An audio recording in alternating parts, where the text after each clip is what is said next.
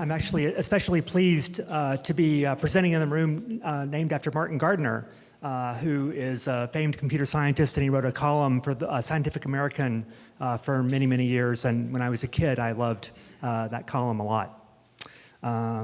So a little bit about my background. So previously, I joined the Internet Archive 5 months ago, full-time. And before that, I was the founder and CTO of a search engine, Bleco. People always want to know, so, what was your thing? Well, we're like Google, only less successful, was it, what it turned out to be in the end. But if you see my eyes light up about sort of web scale data and web scale search, that's the reason, because I've been doing it for a long time now. So the Internet Archive, probably a lot of you are somewhat familiar with what we do. So we're actually a nonprofit library, and our very modest goal is universal access to all knowledge. And we're not kidding about that. So we have extensive collections of a lot of different stuff. So we have a bunch of software titles, and these are actually old, PC games or Apple II games, are extremely popular part of our collections. But we have, we have videos, and we have physical books, and we have audio recordings, and we have television, including an archive that's very popular right now. So we record TV in all the important primary TV markets, and we analyze both the newscasts and political ads, who's running ads for and against whom, and who's getting basically free press, which Donald Trump has very effectively exploited in the early primary season. So if you see articles that are written about, thus and such is being attacked by this super PAC, et cetera, very often the underlying data for that is actually provided by us in our TV archive.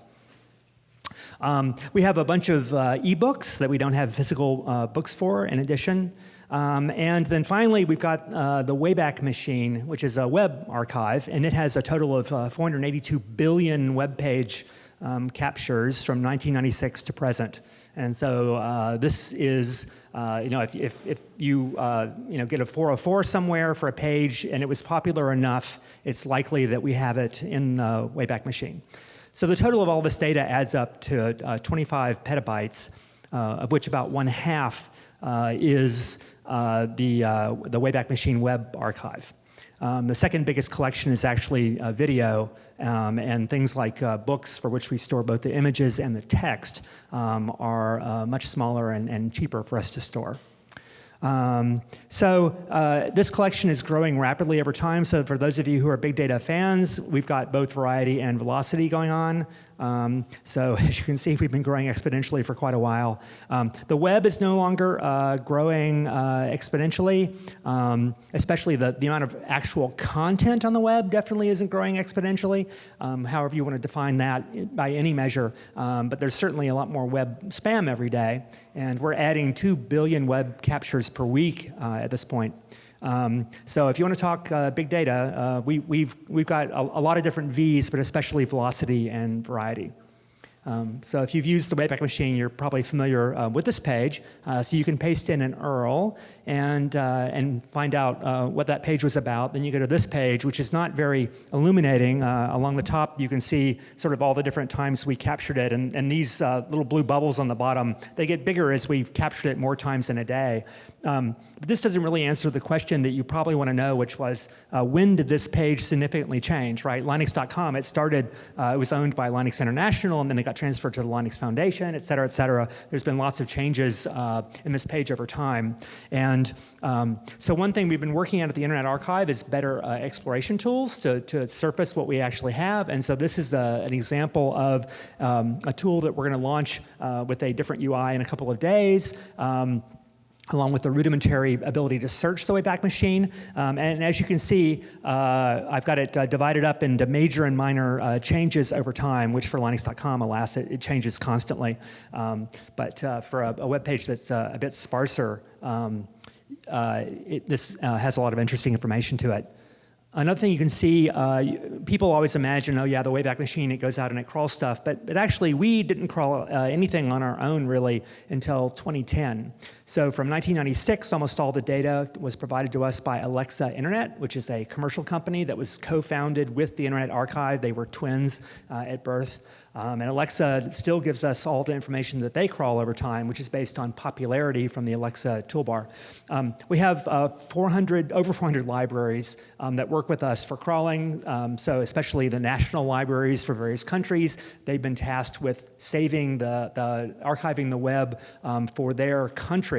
And generally, those folks work with us to do those crawls, and almost all of that crawling is also visible in the Wayback Machine. So here with this mouse over, you can see all the different people who've worked together to make captures of Linux.com over time. So the Wayback Machine has a lot of structure to its crawls, and that wasn't visible until in a few days.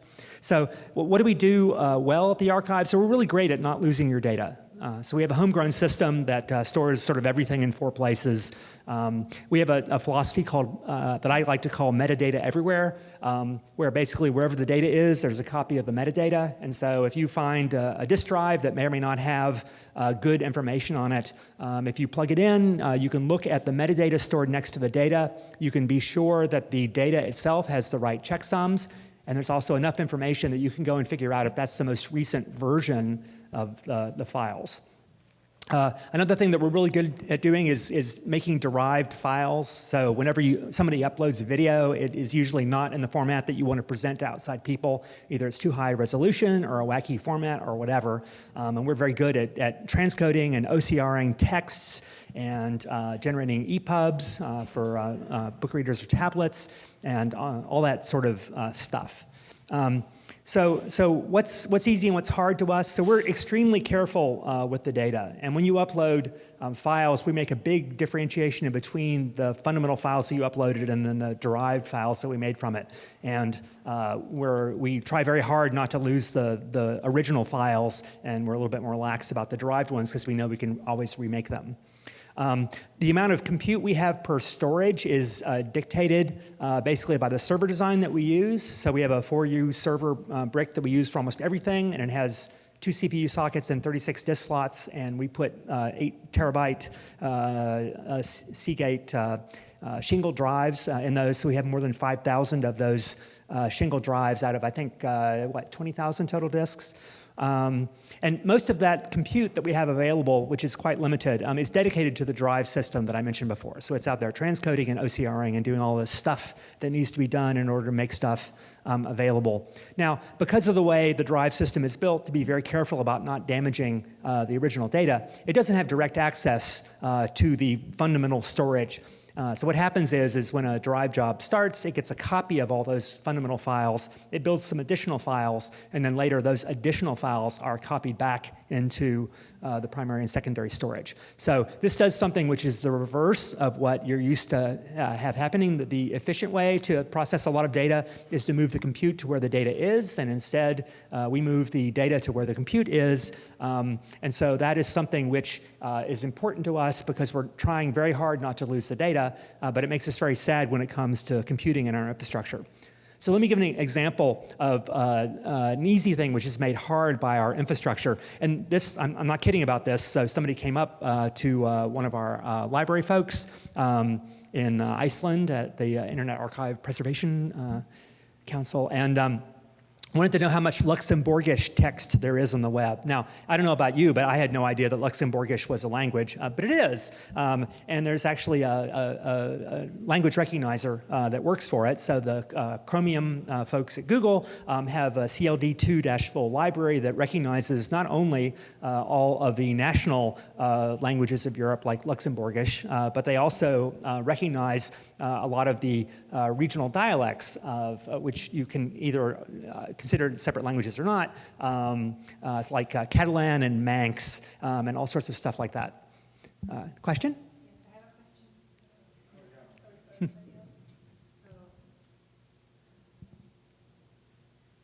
So I've lived in Germany for most of my life, and there are a lot of German dialects, but they're only spoken. When you write them down, they're all the same, unless somebody really tries to make it sound like what you're I guess what I'm saying is the standard German always looks the same. I'm not sure about Luxembourgish. Is it really considered a separate language? So Luxembourgish is written differently. If it wasn't, we wouldn't be able to play this trick. But indeed, but I'm very aware of the German thing because I had a Bayerisch girlfriend for a while, and indeed, yeah, the U.S. kind of has a similar thing, and there's a few words that you can spot that are different for different regions of the U.S., and then the pronunciations vary a little bit, but oh my God, go to Britain if you want to see wildly different accents in English. Britain is an amazing place that you frequently have to concentrate really hard when you're in the bar trying to have a conversation with that guy. Because, oh my God, what's he speaking? Oh, it seems to be English. Anyway, so we have this library, and we've got 12 petabytes of compressed text that we want to run it over. And then we have to store it somewhere in our system. And we're not really designed to store data like this. We kind of have the ability to store metadata, but it's really kind of limited. So some days my job is like this. Yeah, big data, I hate it. So your first big takeaway is if you work for a startup, then you get a chance, and if you're on a Greenfield project for an established company, you also get a chance to pick your tech stack, and then you can also change your mind if you do it early enough. And the Internet Archive is a fast-moving organization, but we are 20 years old, and we have requirements like not losing the original data. And so alas, we don't really have the luxury to change things too much. Okay, so on to the Wayback Machine. So the Wayback Machine plays back the web. And so this is when you want to go look at something. And today, the way you play back a web page is you paste in an exact URL. And so if you've got a 404 somewhere on the web, that's sort of an easy example. And by the way, we're working with browsers to get integrated directly into that. So when a browser, whenever it sees a 404 anywhere on the web, it's going to come ask us if we have it and put down, and if we do, it'll have a slide down thing that will explain that this link is archived at the Internet Archive, a little bit about what the Internet Archive is, and invite the user to go to it. So this is going to be visible to a lot more people. So the basic index, right, I said we have 482 billion web captures, and essentially we have a text file that has 482 billion lines that's sorted into sort order. So there's an order that you can take an URL, and it flips the host name around so you can sort it. It's called a SURT, S-U-R-T. And so you can then use a ordinary sort program to sort this huge file. And so, of course, you could binary search through it, right? But in order to accelerate that, there's an index for the index. Well, okay, so you have to update the index too. And so we actually have 4 different indices for this data. We have the all index, which contains everything that's older than 2 weeks. We have a couple of intermediate indexes called delta full and delta delta. And as you can guess by looking at the names, of course, there was only one in the beginning. And then finally, if you hit Save Page Now, which is one of our most fun features for reporters or anybody who wants to see something juicy on the web and wants to make sure it gets preserved for eternity, you can paste an URL in and hit Save Page Now, and that URL can be played back immediately thanks to a Redis database. So this is awfully complicated, but it needs to be for a reason, right? That's a big table. So the nice thing about this is that it's fast, but there's a footnote to that, right? So you hit Save Page Now, it goes into Redis immediately, it can be played back, it moves through delta delta into delta full into all over 2 weeks. So of course it's more complicated than that. Well, okay, so all these indices are actually sharded 300 ways, and you may be asking, at this point you probably want to raise your hand and ask me, why the heck don't you use something like clustered Redis? Isn't that capable of doing this? And well, it didn't exist when we invented this thing, and so this thing is this particular system is 15 years old, and it grew up over time, right? So it started with only the all index, and then delta was created, and then it got split into 2 pieces. And it used to live on dedicated hardware, but now it lives on our main infrastructure. So each of these things is sharded 300 ways, and it lives on spinning Rust over our entire architecture. So for better or for worse, right, when you play back a single page and it includes images and JavaScript and CSS, a single playback of that page, basically has to look up 10 different things if there's a page and 9 embeds. So then I mentioned that we're hoping to integrate this into browsers, and that means that suddenly we're going to have, we're not sure, between 5 and 100x our existing lookup rate. It turns out that a lot of usage of the Internet Archive is by bots currently, and so I hope to get rid of the bots, and that might get us down to only 5x, but maybe it really is 100x, I don't know. So, holy crap, so if this was a Greenfield situation, right, I'd wander around and say, who is it who has, some sort of NoSQL thing for a single table that's 60 terabytes in size, and several people would raise their hands. Yes, we already have people like that using our NoSQL database in that fashion, and that would be awesome, but that's not a choice we have necessarily. And then there's that footnote I mentioned. Well, so if there's any hiccup in our infrastructure, it severely affects Playback, because Playback is looking up 10 different things in 4 different indexes, which are sharded 300 ways. And so if you want to fetch a book and read it, that's fetching one thing. But Playback fetches a large number of things. And so there's sort of 2 pieces to this. So first, no plan survives contact with reality.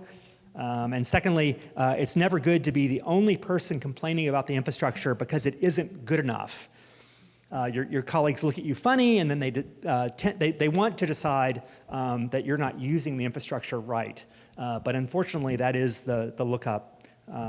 So I'm hoping to actually treat this like a Greenfield thing and go out and completely replace it. But organizationally, this is an interesting challenge, right? Because your hindsight is 2020. Oh yeah, we should have done this 10 years ago, 5 years ago, when it became possible to do with more standard technology.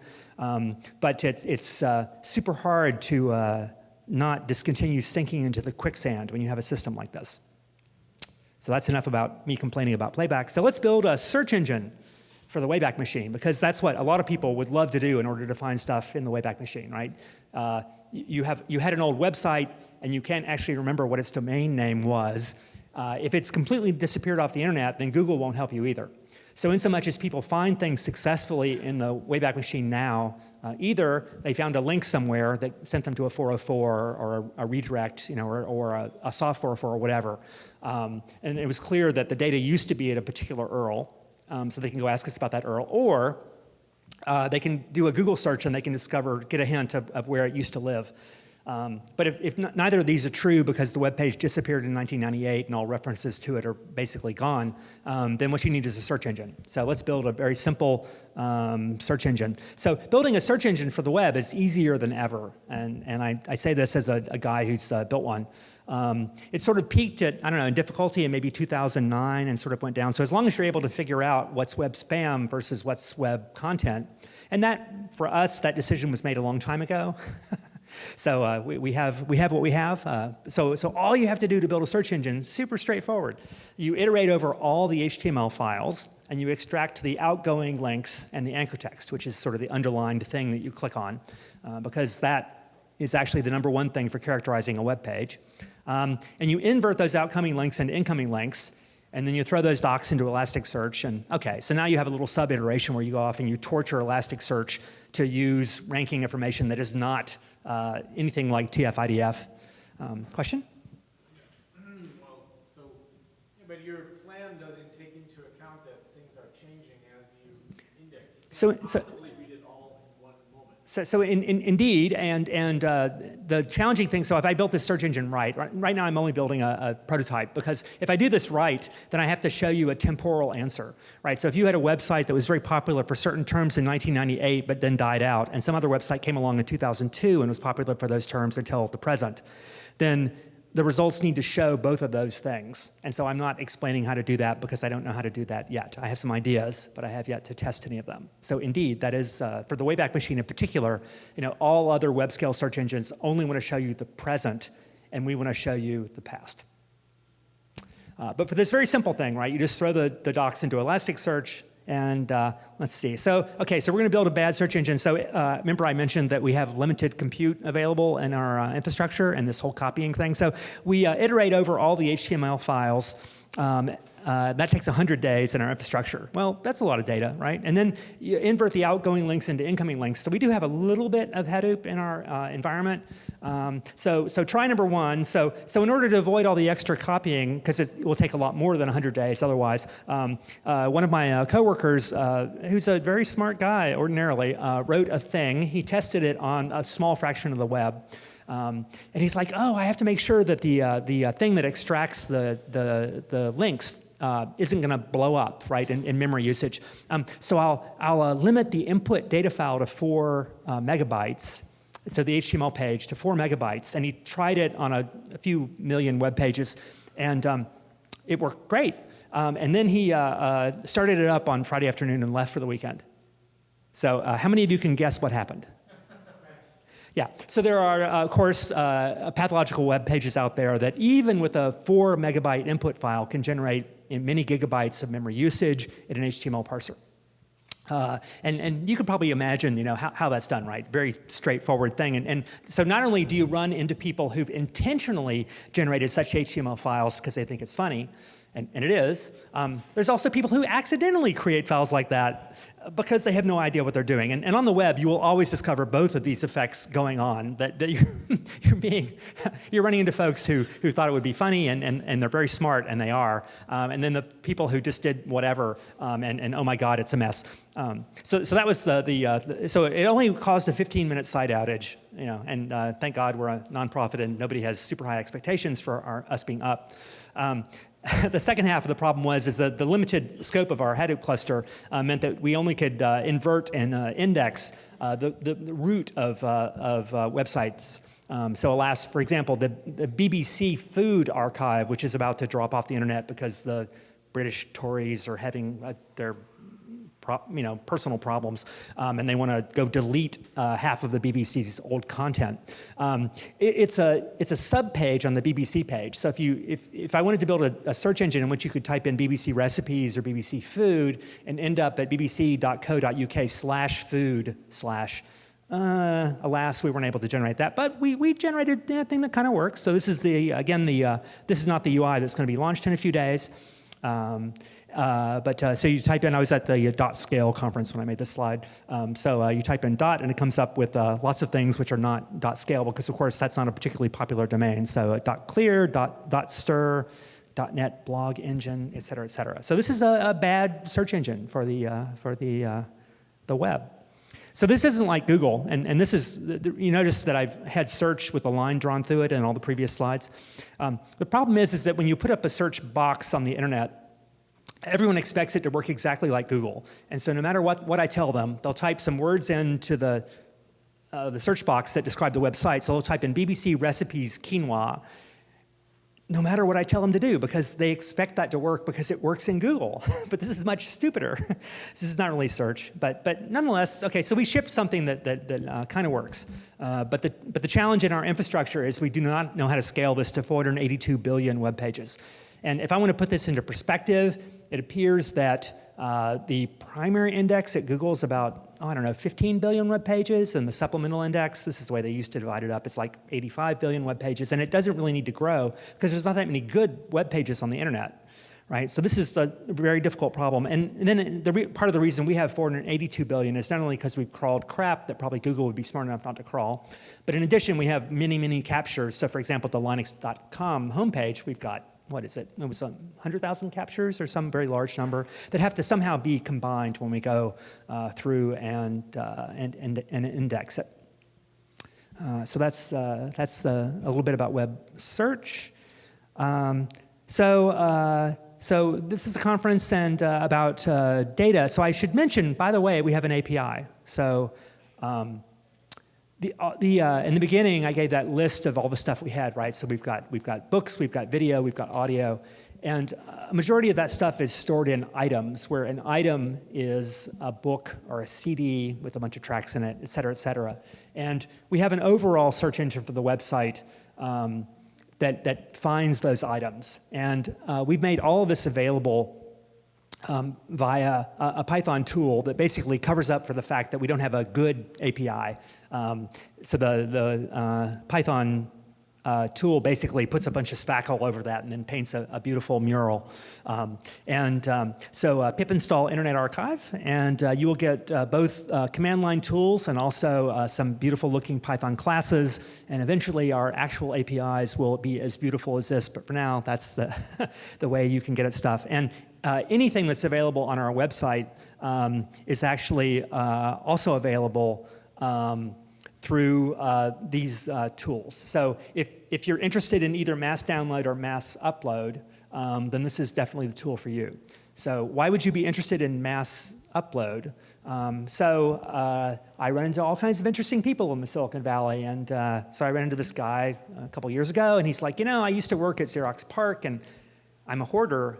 So many people are. I have this stack of memos, and I'm like, oh my God, scan all the memos. And so he's made a special collection with us, and basically he's going through one by one and asking all the people who are authors on those memos if he can make these memos available in public. So at the very least, we have an archive where the memos can be, the metadata about the memos can be seen. But if he's cleared it with all the authors for a particular piece of content, the content is also visible on the Internet Archive to everyone. And so that's one of many, many reasons to want to be able to mass upload stuff. Mass download, we have a lot of interesting stuff. And so, for example, I mentioned our video game collection, which is extremely popular, but we have a bunch of other interesting specialist collections. And I don't know what hobbies all of you have, but we probably have something special for your particular hobby somewhere on the Internet Archive. And so you can start by surfing around the website, but once you sort of narrowed in on a collection, you may find that having these command line tools make it a lot easier for you to deal with them.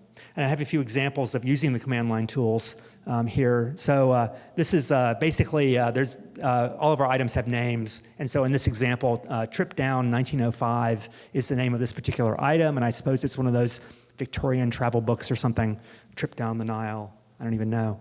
So it has a bunch of different stuff. And so as you can see, we're showing downloads for video, or you can download the same video in several different formats. So I mentioned transcoding. So we make MPEG-4 is patent encumbered and OGG video is not. And so we make, there are many places where, alas, you have to use MPEG-4 because that's built into the hardware, and otherwise your tablet will run out of battery halfway through the movie, and that sucks.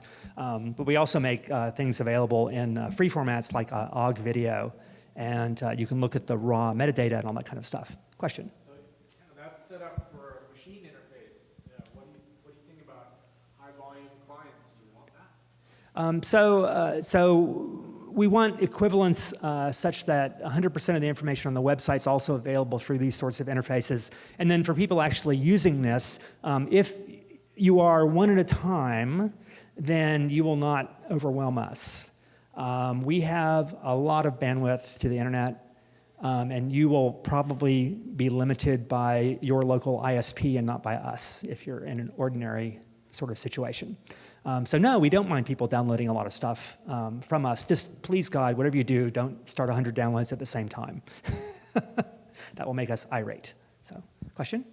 Yeah, so what are the licenses associated with this content? So each individual item has licenses associated with it, and there's a wide variety of different stuff on the Internet Archive. And for anything that's been uploaded by a third party, we have generally not verified the license in any way. And there's some stuff that is up on the archive and is actually restricted as to who can see it. So let me give you an example of the variety of licenses in our book collections. So we have a public domain thing that anybody can upload into. And so, Cory Doctorow's books, which are available on a very generous Creative Commons license, are in that collection. There's some stuff in there that probably actually somebody falsely said that it's available to anyone. And we get DMCA takedowns for those things, and we take them down. So there's also the books we scan or our library partners scan. And these fall into several different buckets. There's things from before 1923, we call those pre-modern books. And so in the US, copyright law is very straightforward, and all those books are in the public domain. And so we make those books available to anyone.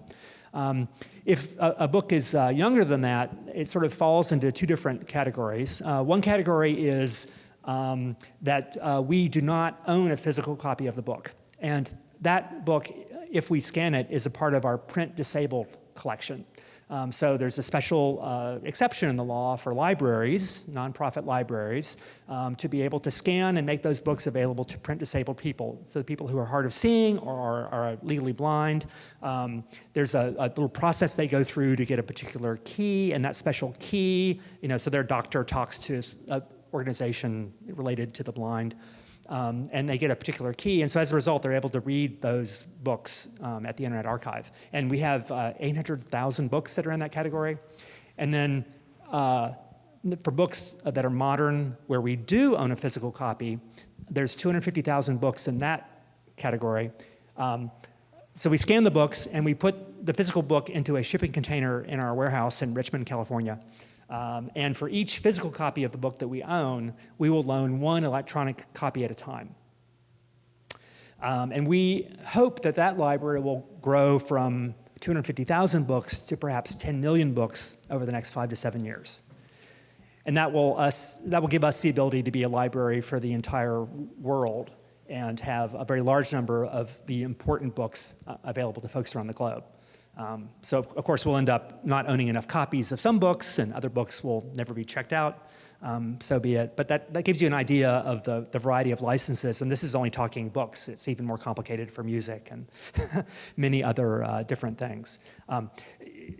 You would be surprised that we have a lot of, for example, modern video that's people's home movies and things that are available under very generous licenses. So don't really assume that, since almost all video is post-1923, that we have very little accessible video from those eras. It's much larger than you think, surprisingly.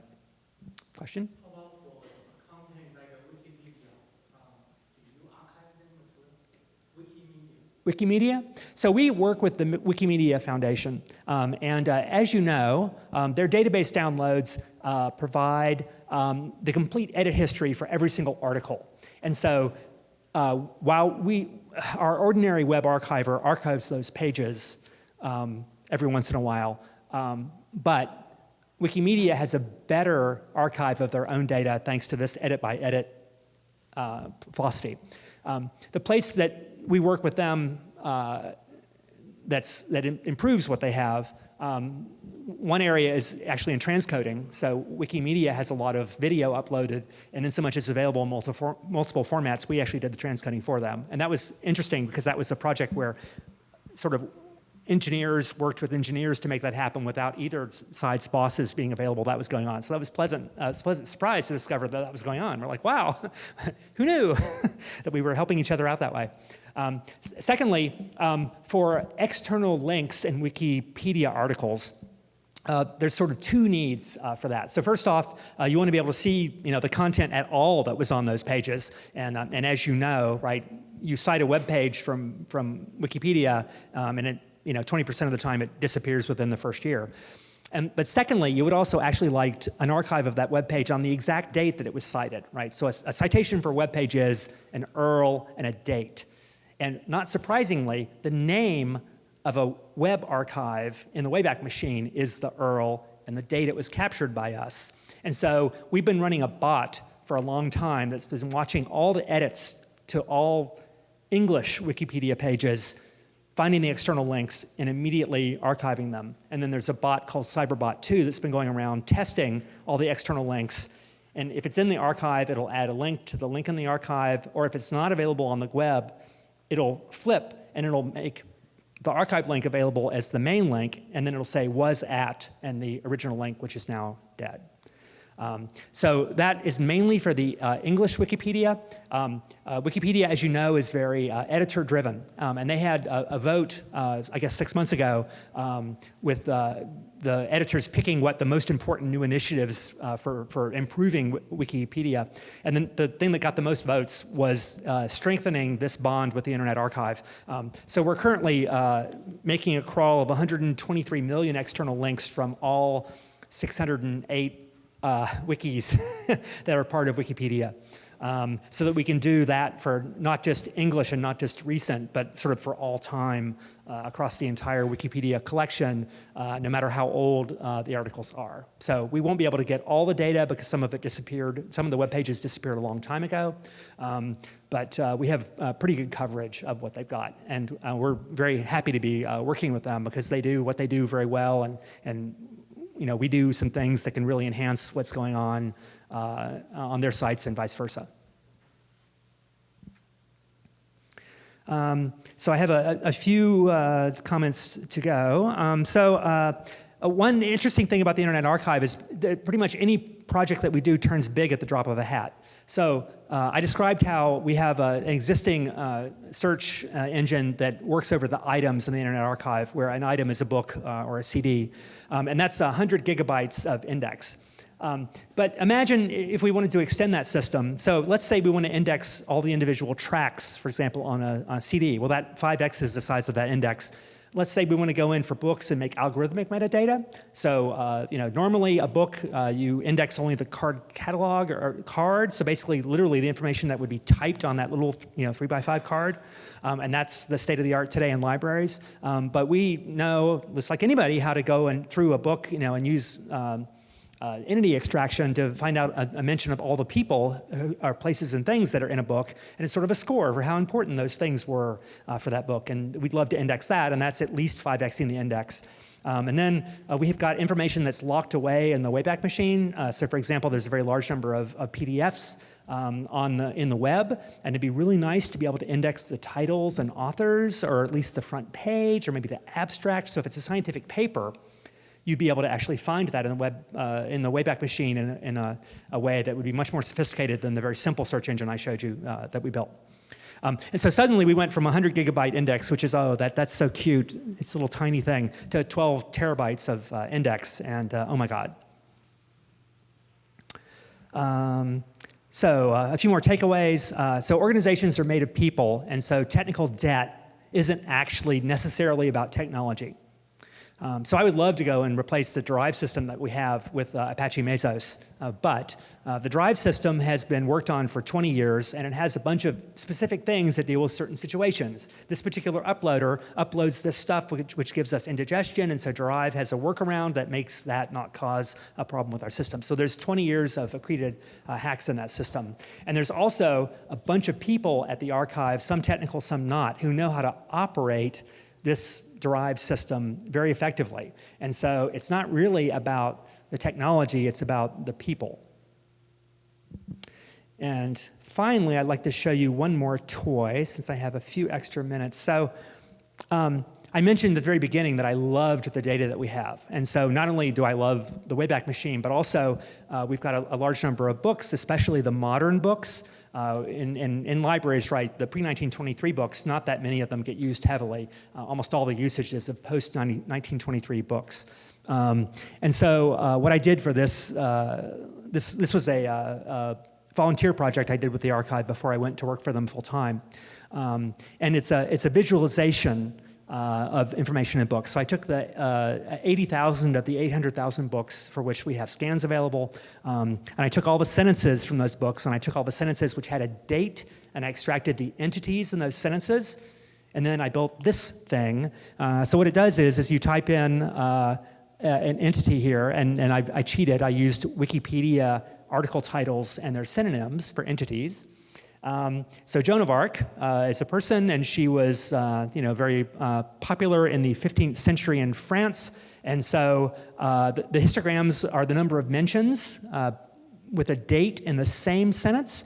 And so the first peak you see there, the tall one, is from when she was born until when she died, with the tall peak being when she led an army that relieved the siege of Orleans in 1429. And if you click on the bar on the graph, it actually shows you 10 sentences from 10 different books that have that date and Joan of Arc in the sentence. And so this is a way of exploring the content of books, which is not a search engine, but it is a search engine.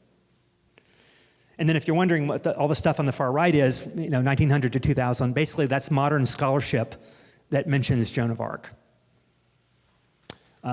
So this is a book visualization engine, and so I'd like to finish off with this slide. So if you're interested in looking at any of the things that I've shown, all the stuff I've shown, the search engine and the Wayback Explorer are both currently available, but we're going to, within a few days, we've been saying that for a couple weeks, that basic search engine is going to be available, and then the date visualization I showed you is at books.archivelab.org. And then finally, our Python code for accessing our metadata. So thank you very much.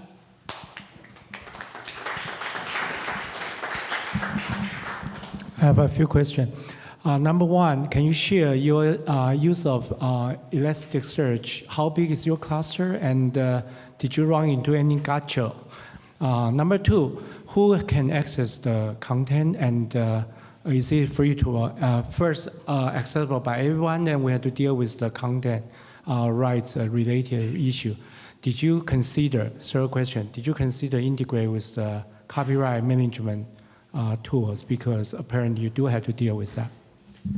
So let me ask the second one first. So I used to pretend I was a copyright expert, but since I started working for the Internet Archive, I no longer give opinions about copyrights. However, the Internet Archive works very closely with the EFF, the Electronic Frontier Foundation, and pro bono lawyers that help us out. And the policies that apply that I discussed earlier to various different kinds of items, so books of different ages and a differentiation for whether or not we own a physical copy of the book or not, were all reviewed by those lawyers and received a reasonable blessing from them. Remember, libraries and archives are not like other organizations, and there are special things that apply to us. For example, our ability to scan books and make them available to the print disabled is a specific thing for nonprofit libraries. So that was the second half of your question. For the technical first half, so the cute little 100 gigabyte index actually runs on a cluster of 10 two-socket nodes, each of which has one SSD. And unfortunately, we did not do a great job of capacity planning because we don't have the ability in that cluster to increase the size to 12 terabytes like I'd like to.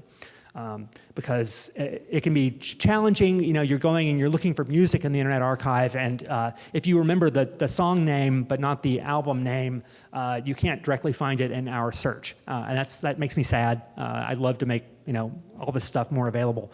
On the Wayback search side, we don't have a permanent home for that, and so basically, the index of only the home pages of websites fills the little 4-machine cluster I'm using for that. But that's just a toy, and I hope to make that one much larger over time. But it remains to be seen how deep I can make that index because Bleco